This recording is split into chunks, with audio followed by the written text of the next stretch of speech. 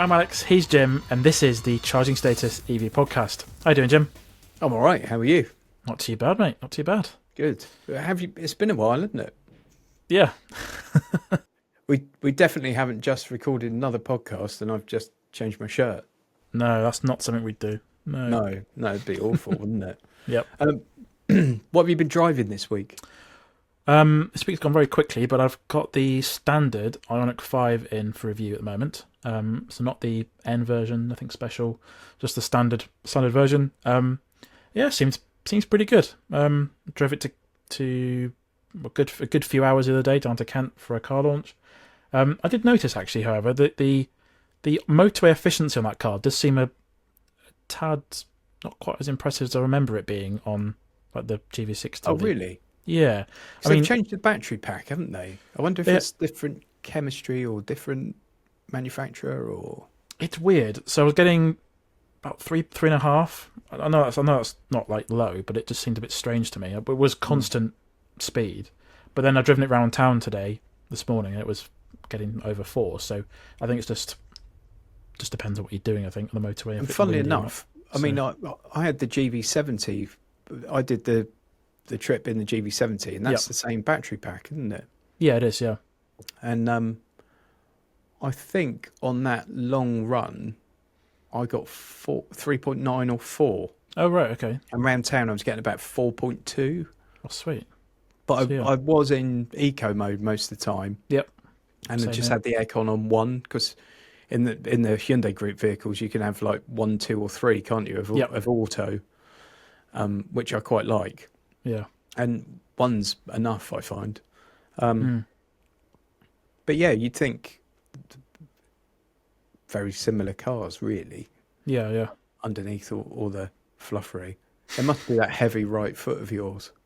Yeah, I don't know what it was. I just used the cruise control in those cars, like all the smart steering, smart motorway stuff. I don't know. It must have been something strange, but it was fine the next day. So I don't think I'll read too much into it. It seemed pretty good. Did you get over your steering wheel driving position issue, or is it just because you're the size of a small child? Yeah, when I saw you the other day, I was saying to you, there's some reason in that car the steering wheel doesn't seem to go low enough, and then you feel like you're sat, because it is an SUV, but you sat a bit too high, really. I find it seemed fine in the end. It just sometimes it takes you a little while to get my most comfortable position, but it seemed okay in the end. To be fair, your booster seat's quite thick as well, isn't it? And since you've gone to the group 2 to 3 one, so that might have some effect on it. Yeah. Thanks for that. That's all right. Anytime. But no, it definitely seems pretty good. I've done, I don't know, like 8 hours, I think, so far this week in it, most of which was in one day. But it seems fairly fine, really. Pretty standard Hyundai Group sort of car. So there'll be a review for that out in a few weeks' time. But cause I've got a bit of a backlog at the moment for reviews. So yeah, pretty good. I love the Ioniq 5. I really like the feeling of space in there. It's huge. Yeah, like when you're sitting next to your passenger and you feel like you could almost get another person in between. Yeah, it's mad. I love the design as well. I just think that it's such a cool design. It's nice and retro, but still modern and quirky. And I actually think they've aged quite nicely as well. I do prefer the ones that are like all one colour though, rather than, I think the original ones, the lower spec ones, had different colour arches and stuff, or they have like silver arches, or I think so. Some of them did. I prefer it when they're just one colour. I think they look a lot better. But I know it's a bit of a Marmite design though. Some people hate them, don't they? The Ioniq 5, they think they're ugly as sin. I prefer the look of it to the EV6 personally.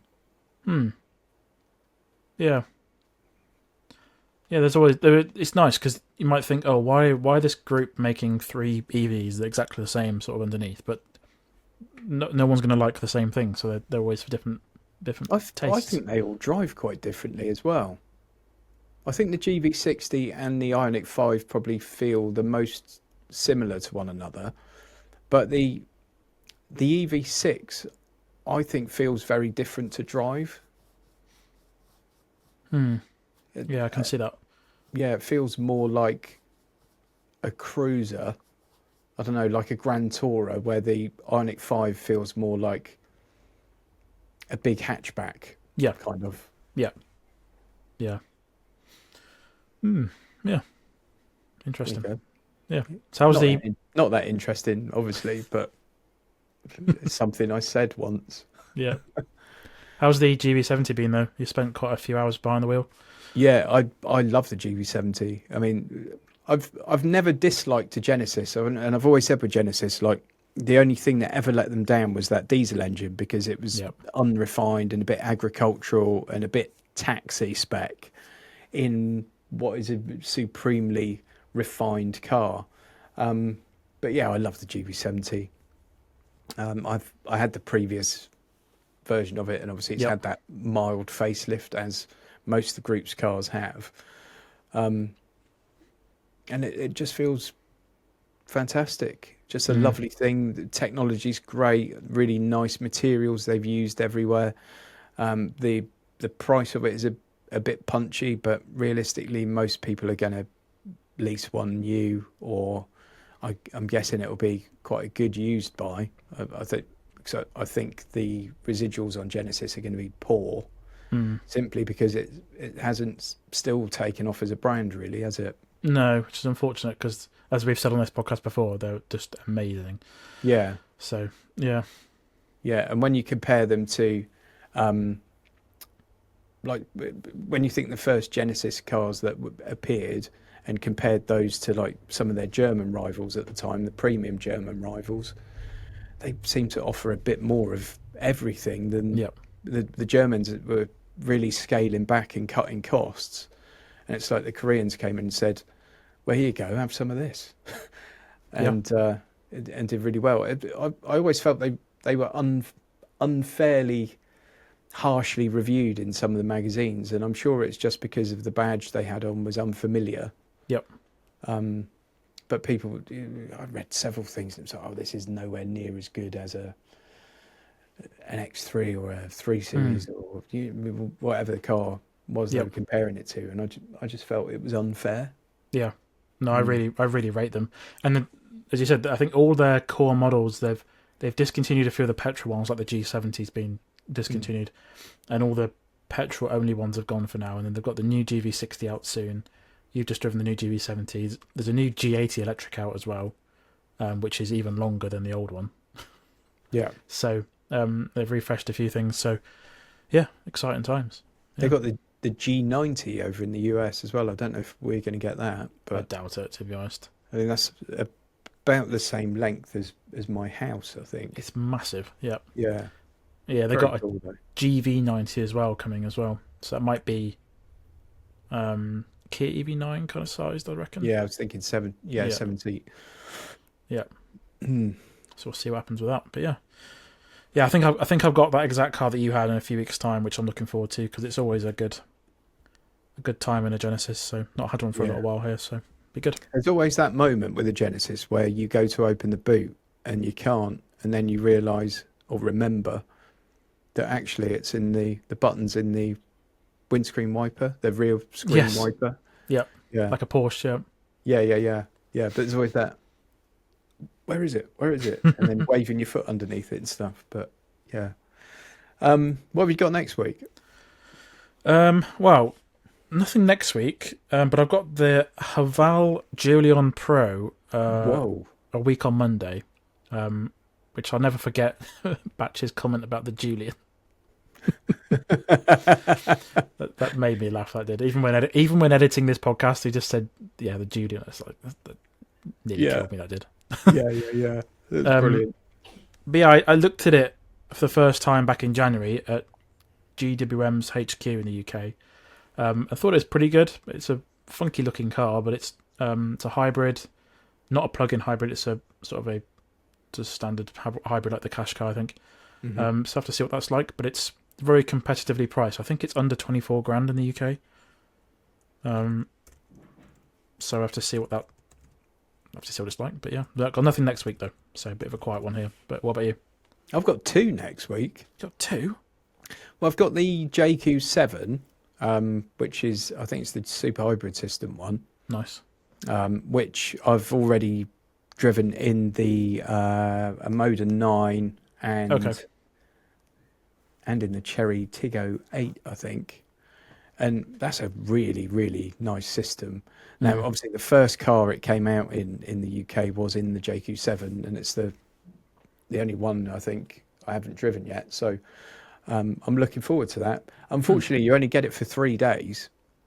Jaecoo do like 3-day press loans, which is not massively helpful. So I don't think my video will be the best or most detailed thing in the world, but when have they ever been, really? And basically it comes on Monday, goes on Wednesday, and on Tuesday I'm going to launch of the Kia Sportage. Oh, sweet. So that's like, really, that would be the day I probably would have filmed. Oh, crap. Yeah. So I'm going to have to ask for a late pickup on the Wednesday and try and film the Wednesday morning. But if it's pouring down with rain, it'll end up being some voiceover over some handheld stuff on my phone, probably. Oh, no. And then, yeah, just a camera inside, and I'll have to do as much of it as possible while driving around. So yeah, a little bit iffy. And then on the Wednesday, that goes back, and I've got the new, it's not an EV, another not an EV. We considering this an EV podcast, we talk about a lot of non-EVs, don't we? I know. So I've got the new Isuzu D-Max pickup, which is very not an EV. It's a dirty diesel. Yeah, they have got an EV version though. I think we don't know if we spoke about it, which is like 60 something grand, I think. So, yeah, it's a lot, isn't it? Yeah. They the SMMT event the other day. They had the KGM Musso EV. Nice. There were literally 2 in the country, and they were both there. Right. But I didn't get to drive that, unfortunately. Okay. But yeah, I would have been interested to have a go in that.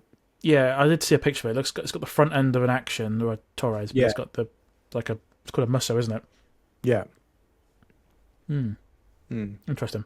Yeah, this seems to have picked up in terms of the market for EV pickups. Yeah. Yeah. Comedian over here. Yeah, because I think coming soon, I think the BYD Shark, that's not an EV, but it's a if the hybrid is a scale, I think it's more at the top end scale of more hybrid than anything else.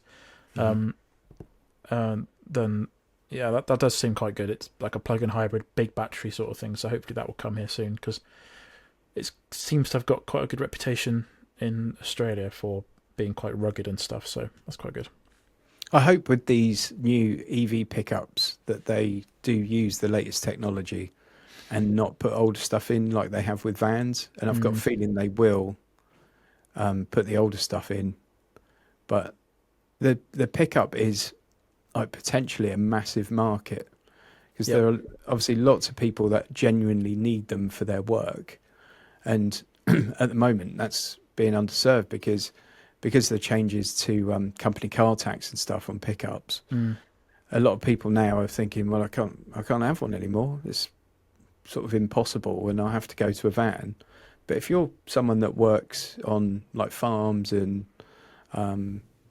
driving across ploughed fields and stuff, you probably need a pickup for the ground clearance and the 4-wheel drive. And like no one's really done that in the EV space well. I mean, there's that awful thing from Maxus. Yeah. But I mean, hasn't even got 4-wheel drive. No. So yeah, it's interesting to see what happens. But I'd love someone to come out with one that does 300 miles of range and can tow. I mean, it's unfortunate because the only ones that do seem to be have any compelling features or specs, it seems to be in America. So you've got the Chevy Silverado, I think it's called. The F-150. Yeah, the Cybertruck and stuff. So I don't know. The pickup market is so massive in America, isn't it? That I know. Like they have to serve it. I mean, every other car's a pickup over there. In some states more than others, but even in California, I mean, where you think everyone's going to be driving around in minis and and Priuses and Teslas. No, I mean, there are plenty of Teslas and Prius, but I would say it's still like 35-40% of cars are pickups. Mm. Yeah, it does seem that way with the commercial vehicles. I was just thinking when you said that, the only van that's on sale that just seems to have any modern EV specs is the Buzz. Everything else just seems to be a bit old. I mean, I reviewed the Sprinter a few months ago, and that seems very, very compelling because you can get a massive battery in it. But every other van just seems to be a bit meh. And I don't know. It's strange, isn't it? I don't know. I was talking to, I don't know if it was when we had him on the podcast or a different conversation, but I was talking to Jerome about it. Jerome Andre, if you haven't seen that podcast. And he thinks it's because of like the R&D costs to come up with all that stuff in the first place, and then having to retool, and instead they're just using it in the commercials. Right. Because otherwise they're going to be so expensive if they have to kind of redevelop. But I don't know. I feel like surely they could take Ford, for example, could take everything from a Mustang Mach-E and whack into a Transit.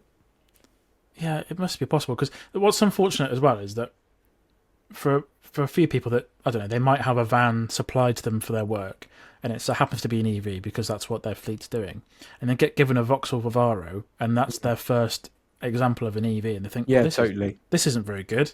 Like, yeah, it charges at 50 kilowatt or something. Yeah.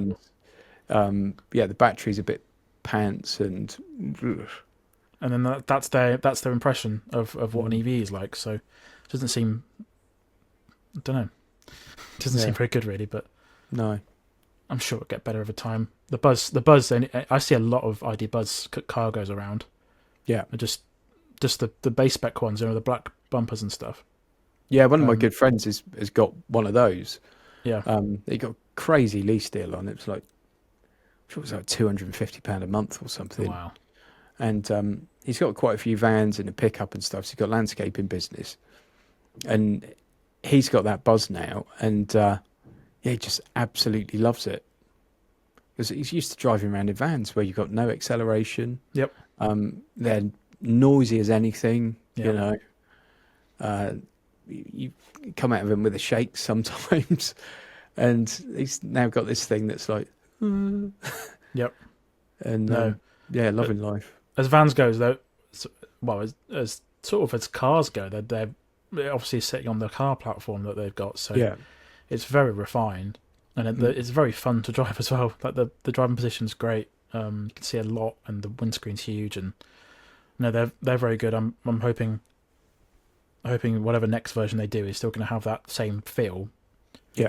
But going to have a bit more, as I said, like tactility to it in terms of buttons and stuff. That'd be a winner, I think.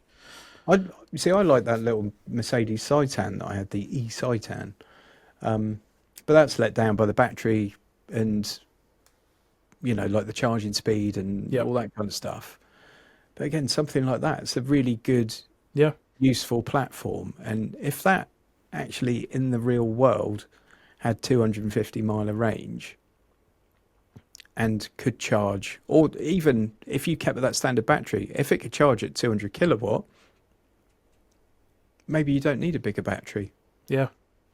But when it's slow to charge, and I don't know, let's say it's not a great advert to people for their first EV. Now, for a lot of people, it will be.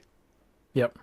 I mean, it should be like what Volkswagen have done with the Buzz. They've just used the same platform as the cars and then put a van on top of it.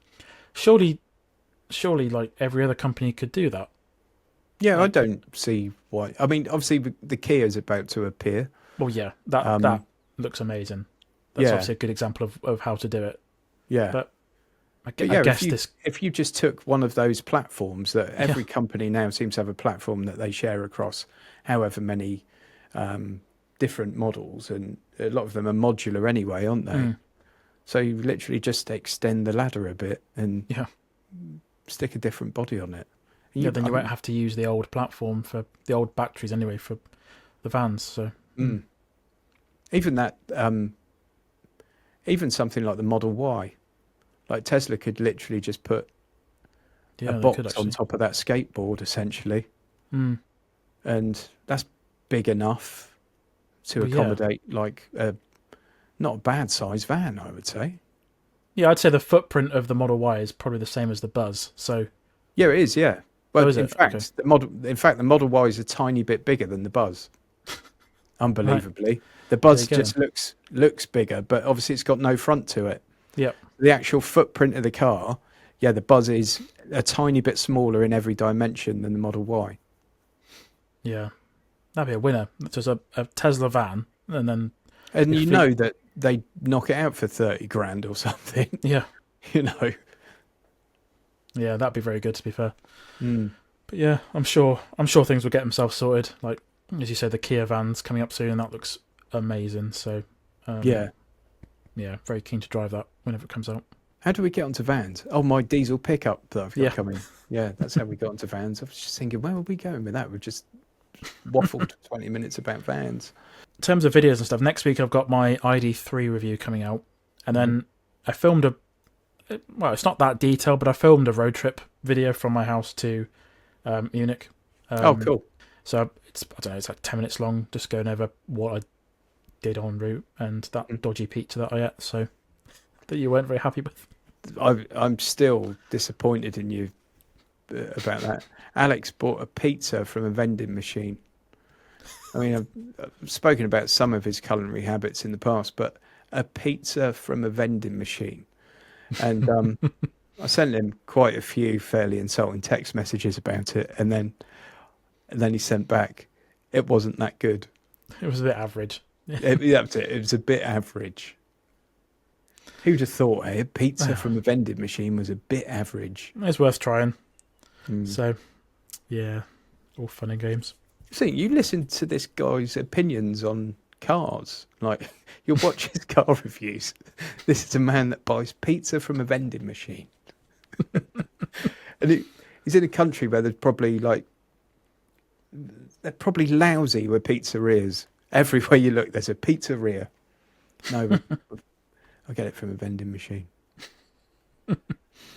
These amazing little one-off artisan bakeries everywhere, and yeah, lovely French cuisine. Oh, I know. We'll just rock up to this machine over here and get a pizza out of it. It's in a car park. It must be good. It was next to one of the Tesla chargers, so it's fine. Yeah, must be amazing. Yeah. Shocking. Well, it was fine. Shocking. But yeah. What have you got coming up in terms of videos? It's my next 2 months are completely and utterly bonkers. Right. And actually, we haven't mentioned, but we're going to go to twice a month for this, aren't we? We are, yeah. It did seem like a lot of. We did one a month for ages, didn't we? And as an experiment, I said, let's try one a week, because we thought we might get a bit more traction on one a week. And actually, pretty much the same number of people listen and watch as they did before, which is about 14. So thank you very much to all 14 of you. We really, really do appreciate it. And there are some lovely people out there like Graham Cobb, who's always promoting it for us and stuff like that. And lots of people that do listen, I think, do enjoy it. But there just aren't enough of you, really. And my schedule is ridiculous at the best of times. Alex does all his content and has a full-time job. And we've just finding it a bit too difficult to cram them all in. And I mean, I've got a 6-week period coming up where I'm out of the country for 3 weeks of it, which is amazing. Like 3 brilliant experiences for me, and I'll be making loads of content around all these, but it just makes it difficult. So we're going to go to 2 a month, aren't we? Yep. Which we think will be a bit more sensible. Yeah. So yeah, what I've got coming up is I'm actually going to China for a week, which I cannot believe. It's my first international press trip, and it's to China. Nice. So I'm blown away by it. The whole thing is an incredible experience. But I'm actually coming back early because, my business is just me, and I just can't have that much time away from it, unfortunately, which I'm gutted about. But it is what it is. And also, I've got a couple of young kids, and I'm already going to be away for like 3 weeks out of 6, and I don't feel particularly good about that, and leaving stuff on my wife and all the rest of it. And God, I feel like I'm in therapy here. But yeah, I'm going to China with Chery. So that's Chery, Jaecoo, Omoda. They're all basically the same company. And it's kind of an internal convention for Chery, which can have 11,000 people at it. And I'm going to go around their factory, which I think is all like automated and crazy. And I'm going to get to hopefully get like a world exclusive, or it might not be actually exclusive, but I might be one of 2 or 3 people in the UK that gets to cover it for a new car. And who knows what else, but there'll be quite a bit of content around that. And I saw the other day that YouTube are bringing out this collaboration thing now. Have you seen this? Collaboration? Yeah, so for example, if we did a video together, it could be on both our channels. Oh, I think I did see this, yeah. Only one of you gets the views and the watch time and the money. Right. But it can sit on both channels. Wow, that's awesome. So I'm thinking there might be some content that I can put on my travel channel, but share on my main channel, and then take the watch time and the views on my travel channel, which is still not monetized or anything. Yeah, that's a good idea, yeah. And some of it will be more travel than it is car, I guess. So it probably makes more sense for it to sit over there, and some of it will make more sense to sit on my channel. That's a great idea. But yeah, I don't know if we've got it, if everyone's got it yet, or if it's one of those things they're rolling out to the US first, or to certain successful people first.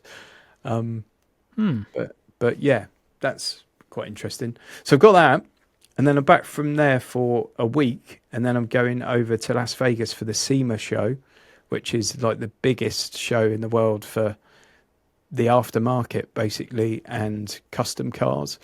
And there's a massive sort of EV modification scene in the US, and EV conversion scene. So people taking muscle cars now and putting full, like doing Tesla conversions and sort of ground up EV conversions.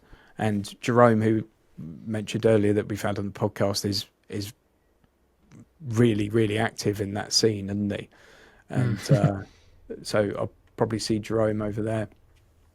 And it could be all sorts of content from that. I've never been to it before. It's 5 million square feet, and I know the distance from one of the halls at the convention centre to one of the others is, I think it's a half an hour walk, but there's also a taxi or bus service going between them, because it's so big. People literally take a taxi to another hall. That's mad. So I'm really looking forward to that.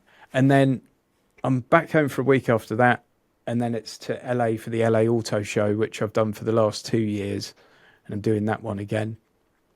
And that's really cool, because it's still like a proper car show. It's not huge, but it's still a proper old-fashioned car show.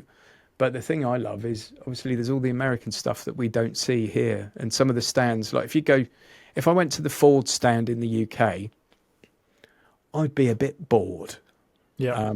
The Ford makes some decent cars, but I go to the Ford stand in the US, and I have to pat my brow with a napkin, because I'm just so absolutely excited by so much of it. Bronco and stuff, yeah.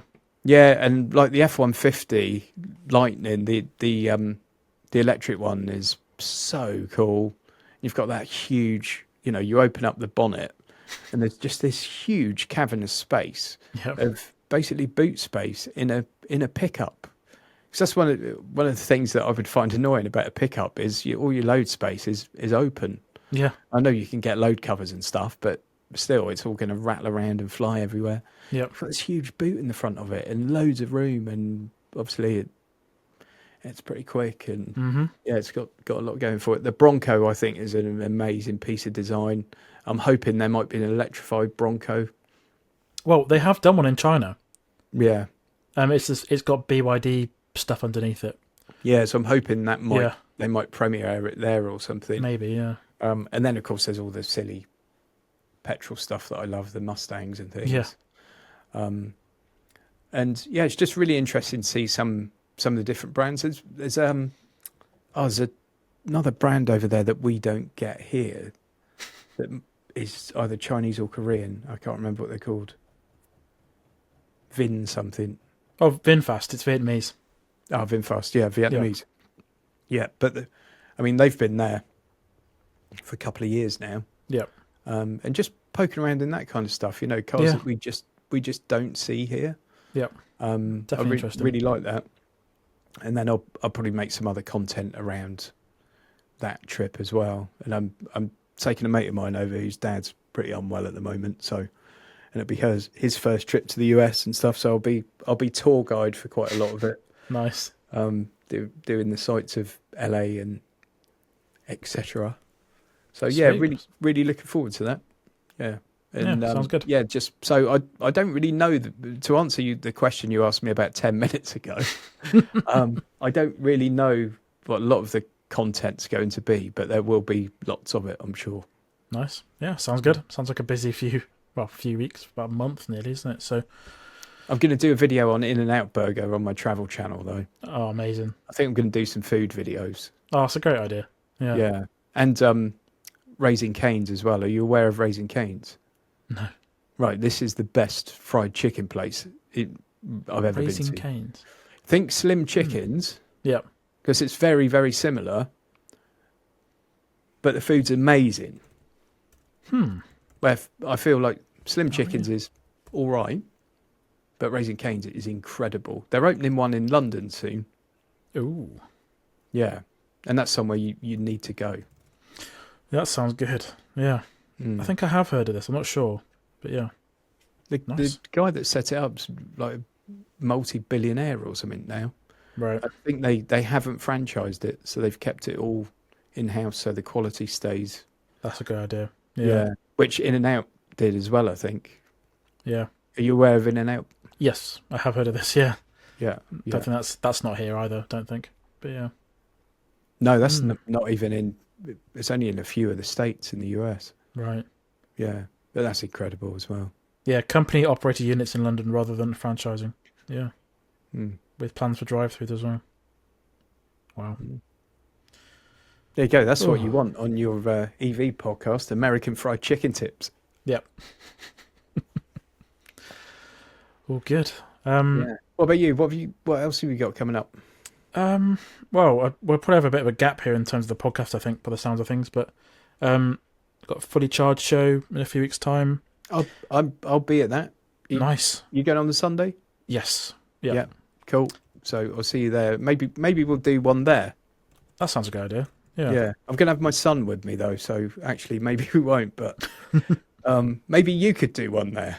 Yeah, I could do by myself. Yeah. Because there'll be lots of like EV faces around. I mean, Jerome's going to be there. Yep. I think Will's going. Okay. Yep.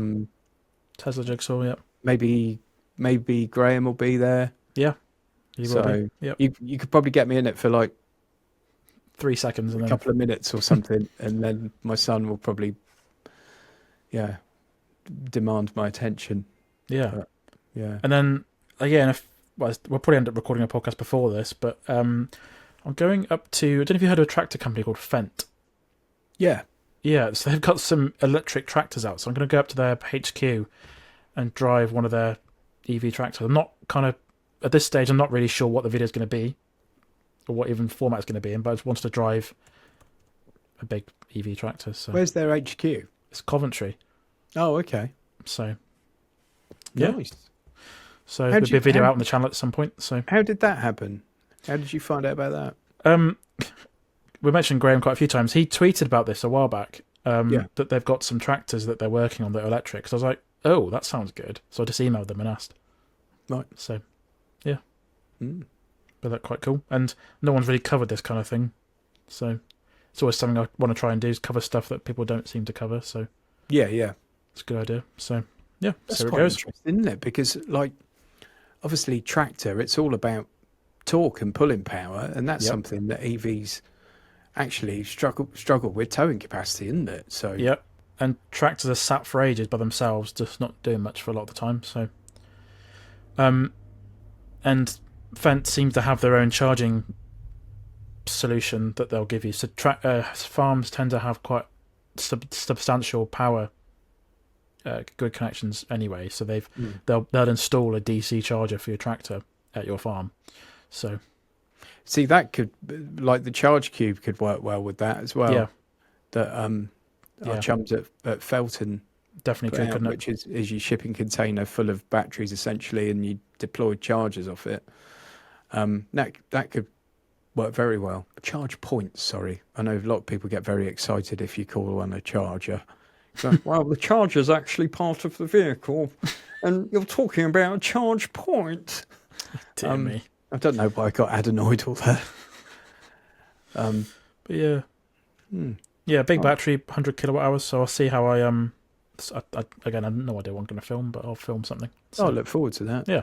Yeah, I grew up in Norfolk, so tractors are as important to us as milk and bread and water. And, I'll just take a thumbnail of a little me next to the tractor. So what? So take a picture of you next to the tractor. Yeah. Lovely stuff. I just want to be a big boy. Yeah. I think that's enough of this nonsense, isn't it? I think that's a good place to end. Yeah. Where can people find you on the internet if they want to find out? They probably don't want to after listening to all this. Probably not rambling. actually, no. But my YouTube channel is definitely Not a Guru. My website is notaguru.co.uk. On X, I'm Not a Guru 3. On Instagram, I'm Not a Guru Jim. And travel channel. On TikTok, I'm definitely Not a Guru. On YouTube, my travel channel is Jet Set Jimbo. There you go. All one word. Nice. Well, what about you, Alex? Theinterface.uk for my news and coverage and different things on the internet. The Interface Cars on YouTube for my, at the moment, weekly car reviews. I think that will have a bit of a slowdown over Christmas, but at the moment it's weekly.